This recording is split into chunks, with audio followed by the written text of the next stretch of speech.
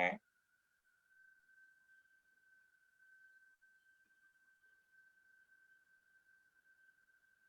Just waiting notification. Boom.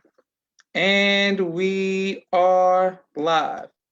I want to thank everyone for tuning in to a very special edition of the People's Podcast on this Tuesday evening. We have a great guest with us, one who's going to give us some great information as well as inspiration.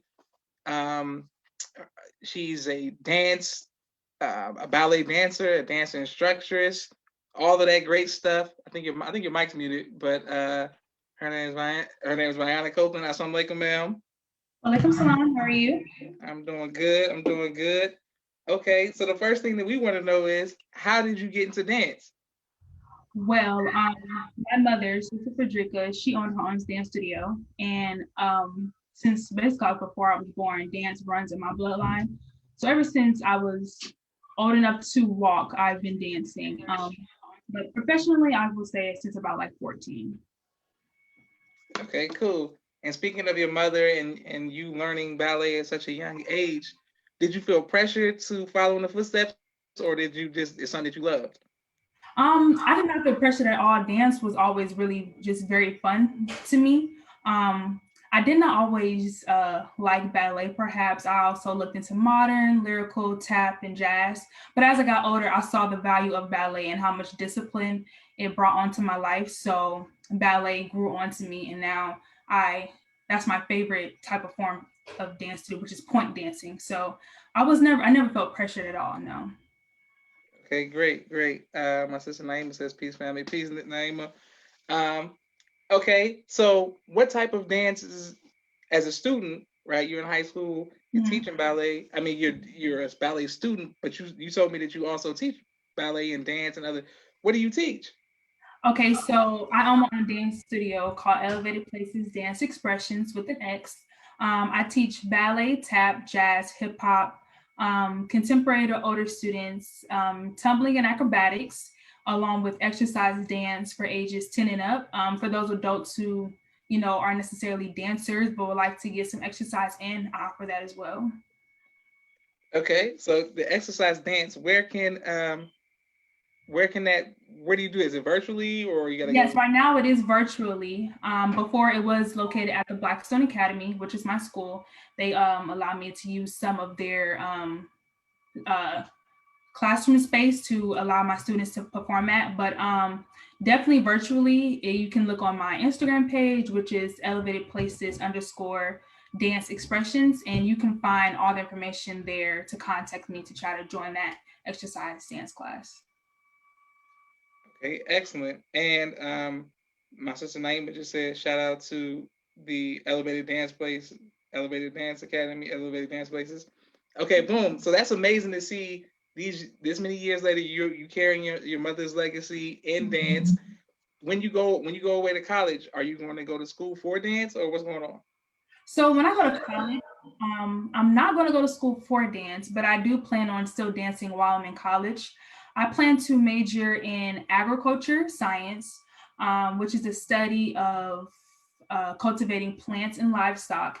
And with agriculture, I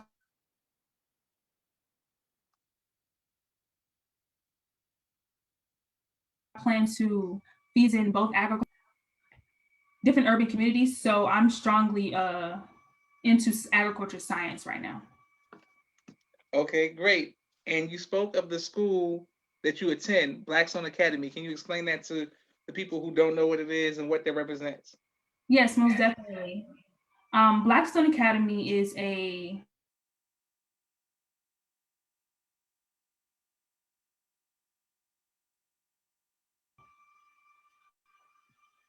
Okay, wait. It froze a little bit. Are you there? yes, I'm here. You first a bit too. Okay, go ahead. So what were you saying? Yes, Blackstone Academy is a Black-owned institution owned by Brother Kenneth and Sister Anita Muhammad. They have been the school has been around for nearly, I believe, this year will make 30 years. The school goes from pre-K to 12th grade, and I have personally been there from pre-K, and now I am in 12th grade, so that basically my whole entire life. And Blackstone Academy is a very great academy, a very great institution. It allows me to learn how to navigate through this world with Islam, because we have Islam studies, but we also have regular classes as well. It allows me, Blackstone has taught me to navigate through this world with the things that we need and the things that we can use as Islam to put together as one to build a new nation. So like I get my basic sciences, math, and social studies. But on top of that, we have agriculture class, we have public speaking, we have economics class. We get taught entrepreneurship, how to use credit, how to purchase a home, and different things of that matter to navigate in today's world, but also keep true to the teaching of the Most Honorable Elijah Muhammad. Sweet so loud, beautiful. And my sister Mimi says also make a family as well. Okay, so teaching. Where can people support? How can we support you teaching the aerobics? No, gymnastics. You said gymnastics. Yeah, tumbling and acrobatics. Yes. Tumbling and acrobatics. Okay, so what age do you teach that? Okay, so with that, I teach ages 3 to 15. But of course, if somebody 16, 17 or above wants to get into that, I definitely will be open to that.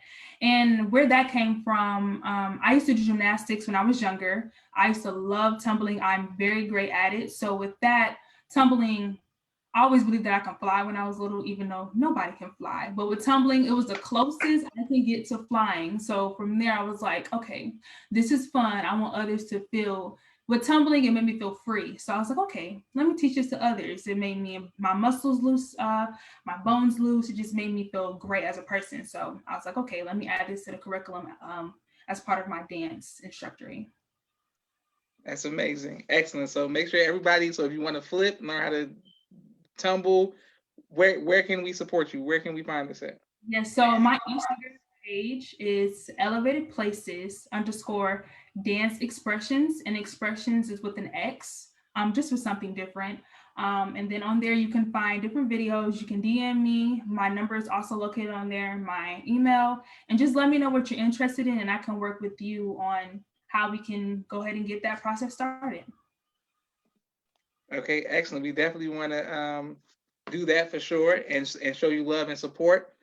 What has been your greatest joy in teaching and in ballet? Well, for me, a lot of what makes me stand out from a lot of other dance studios is, for of course, number one, I'm very young. I started the dance studio when I was in 10th grade, so I was 15 going on 16. So I'm young teaching other young students. So it was different trying to get other young people around my age to respect me. But a lot of my students are very complied to what I was trying to teach them, and it was very respectful. But also, my studio isn't just about who has the highest leg or who is most flexible. I just use the music as your way of therapy, because for me, dance is like a therapy. To me, my definition of dance is like the unspoken language that all people can relate to. So with that, I teach that to my students. So they use music as their form of expressing who they are. So that can be jazz, that can be contemporary, that can be lyrical. So with me, I enjoy seeing my students just being able to have fun and feel free without the pressure of punch your foot and your split needs to be all the way down. Although I do teach that, that comes along the process. Students do progress, but also I want them to enjoy that process to get them to that great dancer that they are eventually to become. Okay, excellent. Well, every guest that comes on the People's Podcast, we always ask them the type of music. But for you, what would be your favorite album of all time? Speaking of music. Think favorite album. With me, I just with dance in general, I just love cross genres. Like I listen to literally everything: country music, rock music, jazz music, everything. So I don't really know like my favorite album, but I really love Lauryn Hill. I listen to her on a regular. That's okay. That's tight. Okay, I didn't know you listen to Lauryn Hill. That's good. All right. And what else do you do for fun?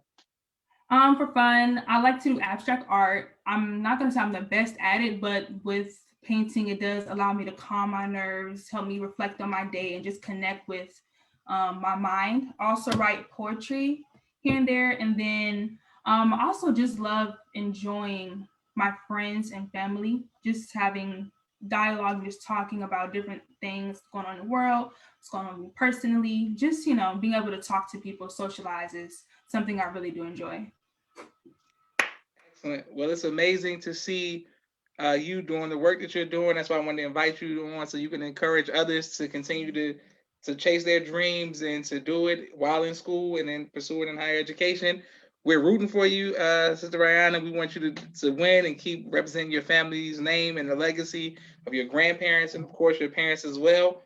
Once again, one last time, how can people, because we're gonna put it on YouTube, so how can people reach out to you if they want to do ballet, they want to dance, hip hop, acrobatics, everything you said? So